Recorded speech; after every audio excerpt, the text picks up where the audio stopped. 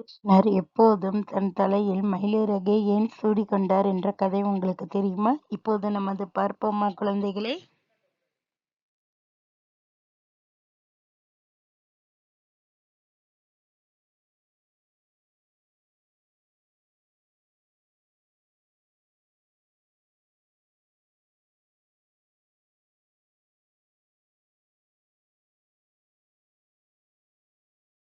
கிருஷ்ணர் ஒரு நாள் கோவர்த்தன மலையில் தனது நண்பர்களுடன் விளையாண்டு கொண்டிருந்தார். அப்போது அவருக்கு மிக பிடித்தமான புல்லாங்குழல் எடுத்து இசைக்க ஆரம்பித்தார்.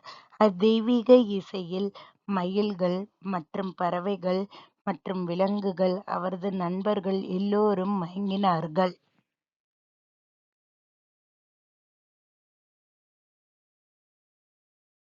மயில்கள் மட்டும் கிருஷ்ணரை தன்னுடன் ஆடுமாறு அழைத்தனர். கிருஷ்ணரும் அம்மயில்களுடன் ஆடிக்கொண்டு இருந்தார். மயில்களும் கிருஷ்ணரும் மாறி மாறி ஆடிக்கொண்டே இருந்தார்கள். மயில்கள் பரவசத்துடன் ஆடிக்கொண்டே இருந்தன. அப்போது அதன் இறகுகள் உதிரத் தொடங்கின. அதனை ராஜா மயில் கிருஷ்ணருக்கு அன்பளிப்பாக கொடுத்தது.